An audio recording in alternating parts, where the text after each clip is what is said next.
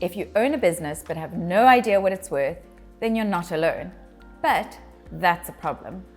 Knowing the value of your business means you can make better decisions, negotiate a better sale price, and find a better buyer. In the next 5 minutes, I'll break down the 3 fastest ways to value a business, whether you're selling, buying, or just curious. So many factors impact your business's value. Your industry, your revenue, profitability, and cash flow, what's going on more generally in the M&A market, the size of your business, and the extent to which you as an owner work in the business, how much you pay yourself, and whether you're planning to stay after the sale. But there's one factor that blows all of these out the water, and it can add an extra 40, 60, even 100% to your sale price. And most people don't think about it. So stick around to the end of the video where I'll cover this in more detail. Before we get to the numbers, it's important to understand that valuing a business is not an exact science, and it very much depends on who is doing the valuation. For example, if you are valuing your business, you're going to want it to be higher.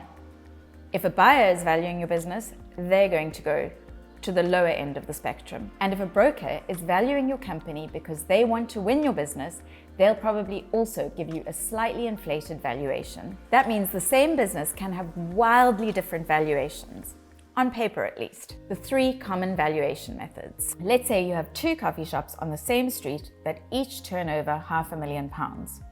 Rocket Brew makes £100,000 profit and Velvet Brew makes no profit at all. Rocket Brew has £75,000 of equipment and Velvet Brew has only £10,000. Using a revenue-based valuation, the formula would be revenue times a market multiple. So based on this type and size of business in this location, you determine that a good revenue multiple is 0.5. So you value both these businesses at £250,000. It's one method, but I'm sure you've spotted the flaw. These are not equal businesses, but they end up with the same valuation. That doesn't happen if you use a profit-based valuation. Let's say you determine that the appropriate profit multiple for this size and type of business is 3.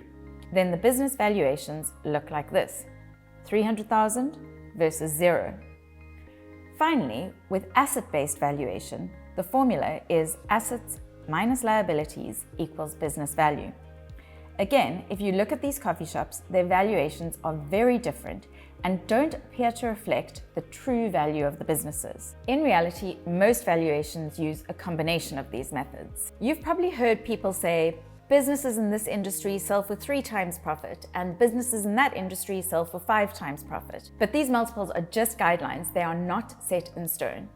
You'll generally find that smaller businesses have lower multiples because they're just more risky and more dependent on the owner.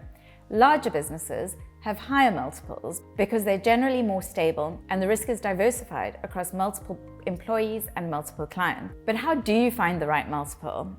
It's, again, not an exact science. You'll have to do some digging. You can speak to brokers, lawyers, accountants, and other business owners in your industry who've sold or had offers to buy their business. You can look at industry reports and market analysis, or you can speak to someone like me who spends a lot of time doing this sort of research, speaking to brokers, speaking to buyers, and speaking to sellers. But the biggest factor in business valuation is the buyers. Your business is only worth what someone is willing to pay.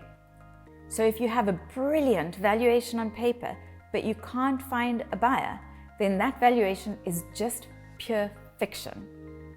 There are 2 types of buyers, and it's really important to understand this. You have financial buyers who will value your business based on the numbers. Then you have strategic buyers. A strategic buyer, they're hard to find, but they have a unique reason for wanting your specific business.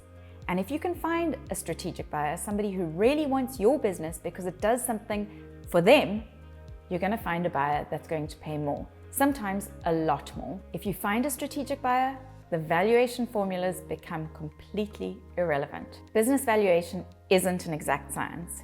It's part finance, part market conditions, part negotiation, and a big chunk of marketing and luck. If you're serious about valuing your business, or selling it for the right price, then talk to people in your industry who've done it already. Or talk to me. You can find my details in the channel description. I can walk you through the process, including ways to find strategic buyers. If you found this video helpful, please like, comment, and subscribe.